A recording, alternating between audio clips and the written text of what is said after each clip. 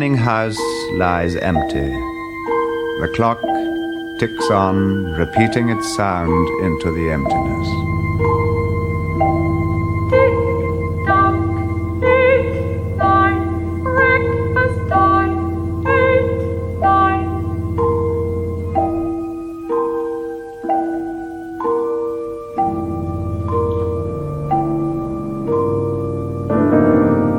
In the kitchen, the breakfast stove has switched itself on.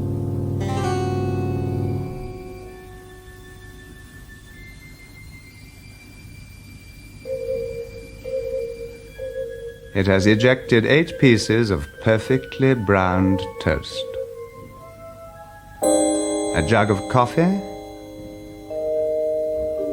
and 2 cool glasses of milk. Today is August 4th in the year 2026. Today is August 4th in the year 2026. Today is Mrs. Featherstone's birthday. Today is the anniversary of Talita's marriage. Insurance is payable, as are the water, gas, and light bills.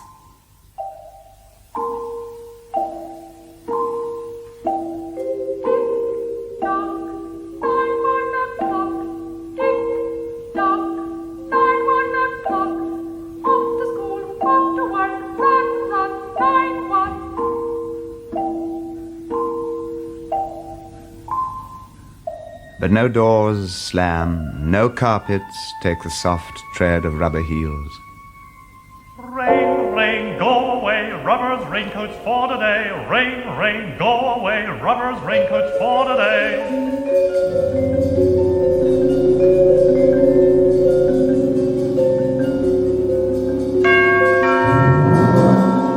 The garage chimes and the door rolls up.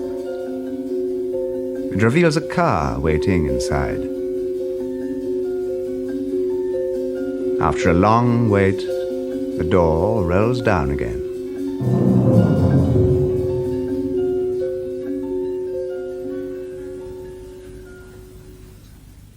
"9:30. The eggs are shriveled and the toast is like stone. An aluminium wedge scrapes them into the sink. Then hot water whirls them down a metal throat which digests them and flushes them away to the distant sea. The dirty dishes are dropped into a hot washer and emerge twinkling dry.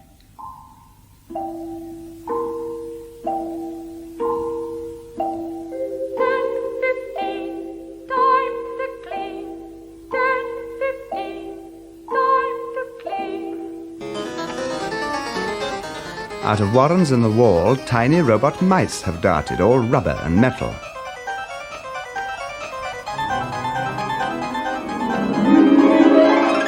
They thud against chairs, they whirl their moustached runners, knead the pile of the carpet, suck gently at hidden dust.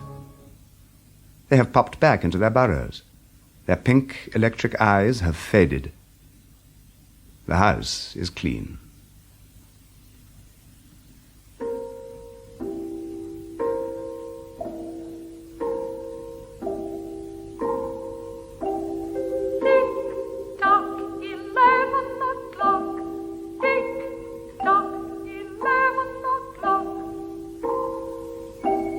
The sun has come out now from behind the rain. The house stands alone in a city of rubble and ashes. This is the one house left standing. At night, the ruined city gives off a radioactive glow which can be seen for miles.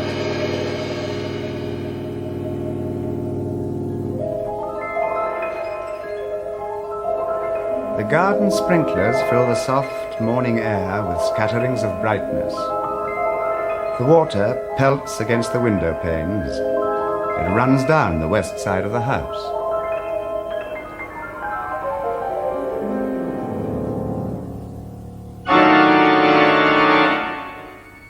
The entire west face of the house is charred black, save for 5 places. Here, the silhouette in white of a man mowing a lawn.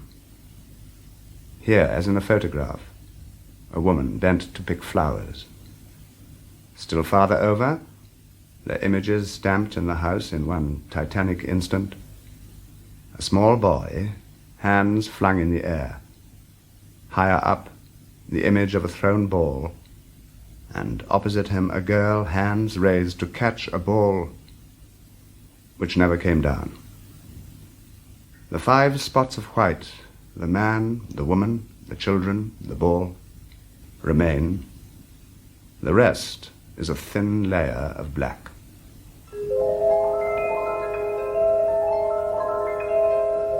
The gentle sprinkling rain fills the garden with falling light. Until this day, how well the house has kept its peace. How carefully it has inquired, who goes there? What's the password? And getting no answer from lonely dogs and whining cats, it has shut its windows and drawn its curtains in an old maidenly preoccupation with self-protection. The house quivers at every sound. If a sparrow brushes a window, the sunblinds snap up. The bird is startled and flies away. Not even a bird must touch the house. The house is an altar with 10,000 attendants, big, small, servicing, attending. But the gods have gone away, and the ritual of the religion continues senselessly, uselessly.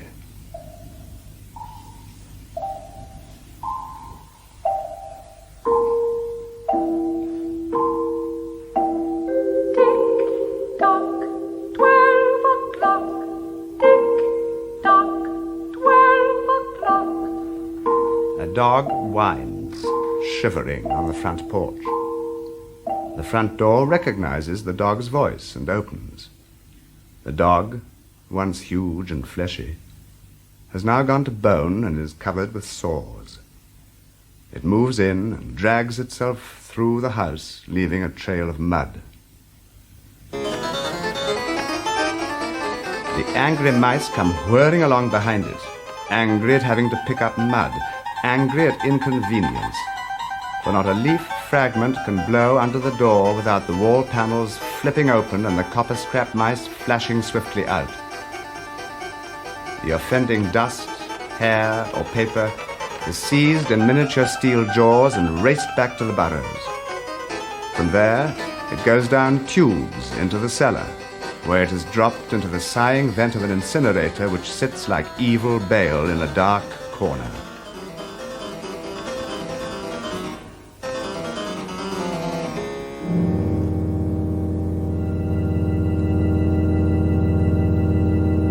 The dog runs upstairs. It yelps hysterically at each door. At last it realizes, as the house has realized, that only emptiness is here.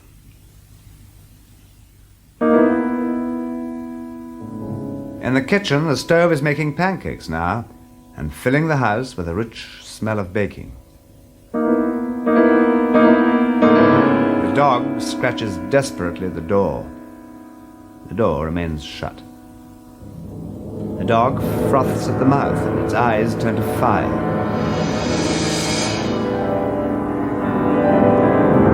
It runs wildly in circles, biting at its tail.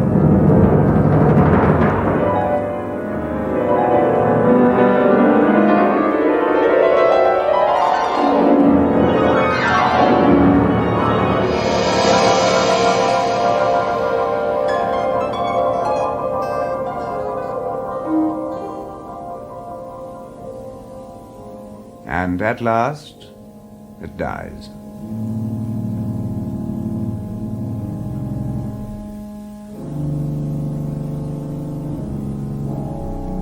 It lies in the parlor for an hour.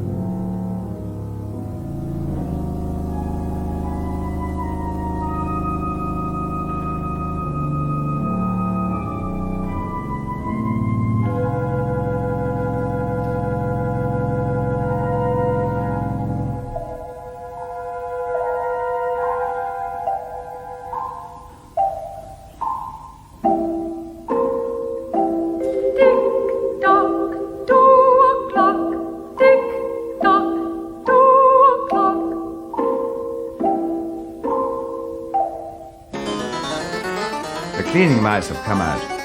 They have caught the scent of decay. They go humming along as softly as blown grey leaves in an electrical wind.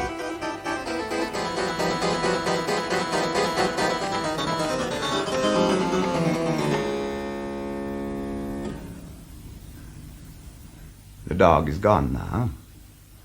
In the cellar, the incinerator gives out a sudden glow, and a whirl of sparks goes leaping up the chimney.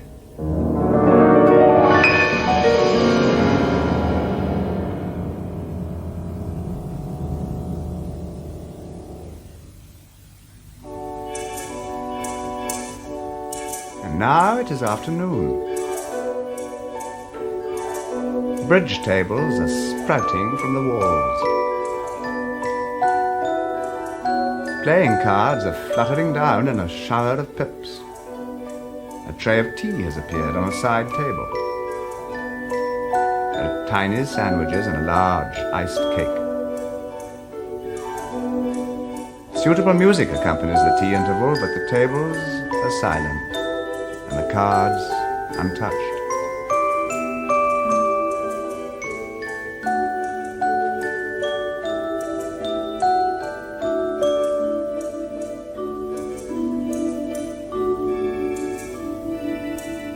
The tables are folding up like giant butterflies. They slide back through the paneled walls. The nursery walls are beginning to glow. Animals are taking shape on them. There are yellow giraffes, blue lions, pink antelopes, lilac panthers.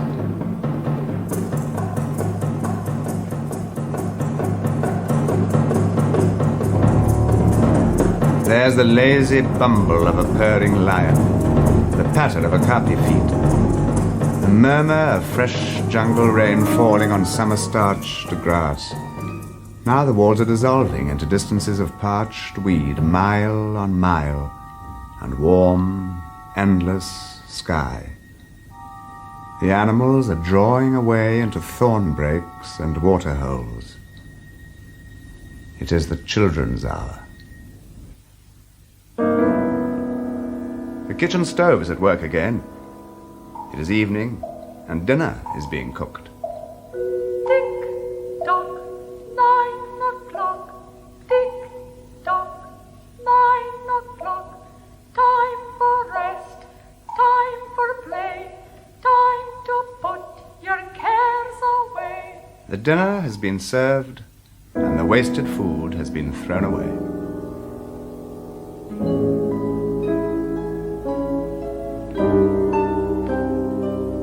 The fire is blazing in the study. A cigar has popped out on a metal stand just opposite the hearth. It has got half an inch of soft grey ash on it. It's smoking, waiting.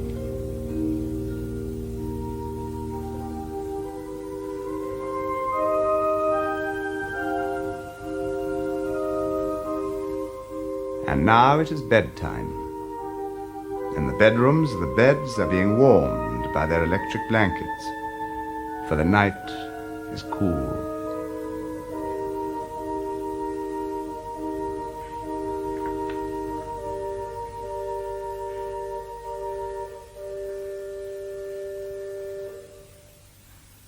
Mrs. McClellan, which poem would you like this evening?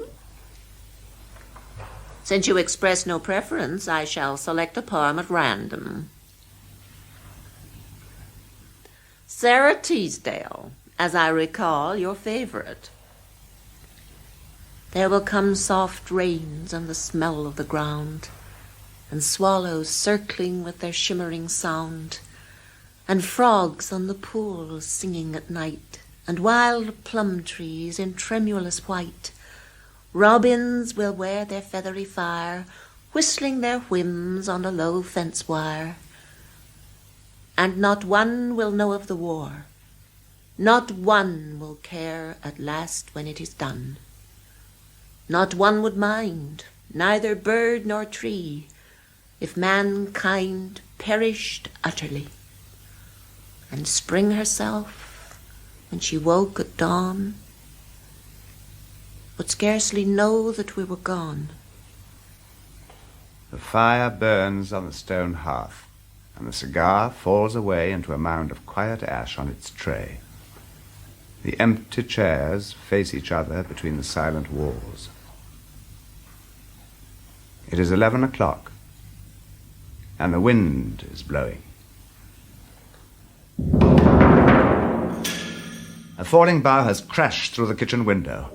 A bottle of cleaning solvent has shattered in pieces over the stove. The room is on fire. Fire, fire, fire, fire, fire, fire, fire, fire. Water pumps are shooting out water from the ceilings, but the solvent is spreading, sliding its way under the kitchen door.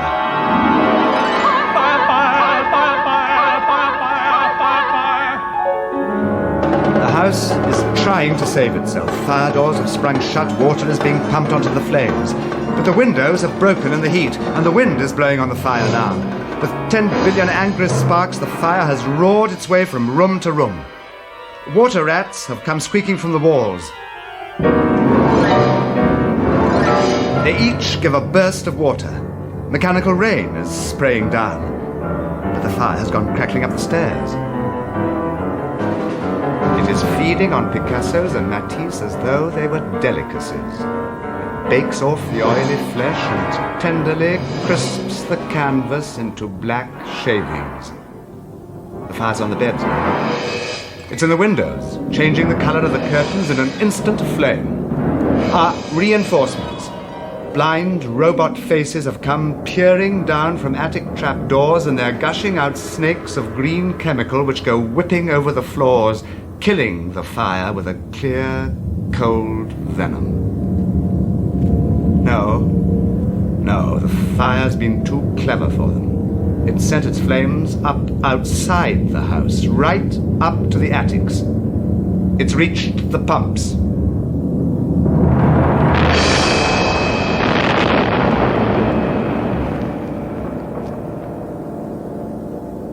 The electronic brain which was directing the pumps is shattered in pieces, and the fire roars in again. The house is shuddering, oak bone on bone, its bared skeleton cringing from the heat. It's as though a surgeon had torn back the skin and all the veins and capillaries were quivering in the scalded air. Help, help, run, run. Help, run, run, run, run, fire, fire. Run, run, help, help, fire, fire, fire. The jungle's burning in the nursery. Blue lions are roaring. Purple giraffes are bounding off. The panthers run in circles, changing color. 10 million animals are running before the fire.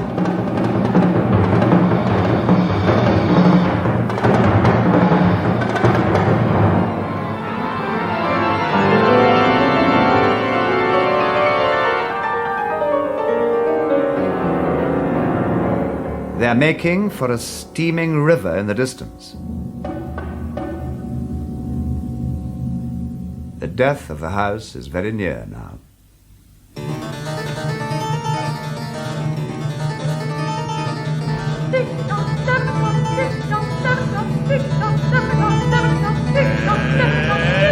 Rain today, rain today, rain today.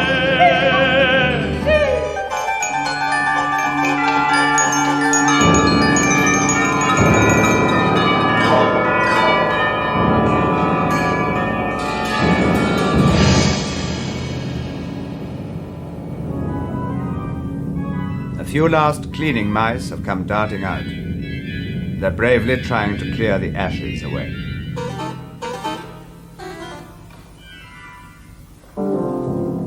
The stove in the kitchen's turning out breakfast now, frantically and for the last time. 10 dozen eggs, 6 loaves of toast, 20 dozen bacon strips. They're all eaten by the fire. The flames race through the house, ravaging, devouring.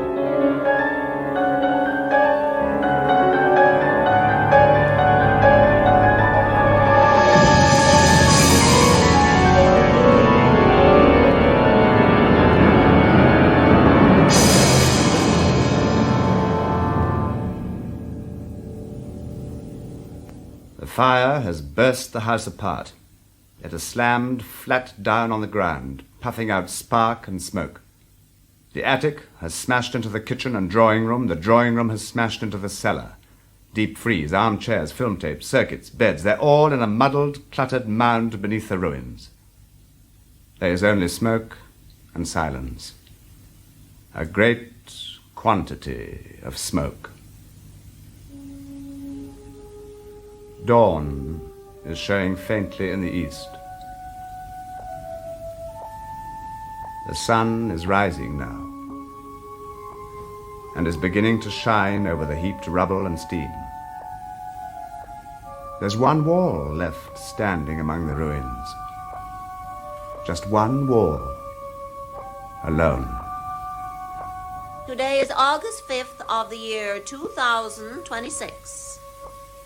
Today is August 5th of the year 2026.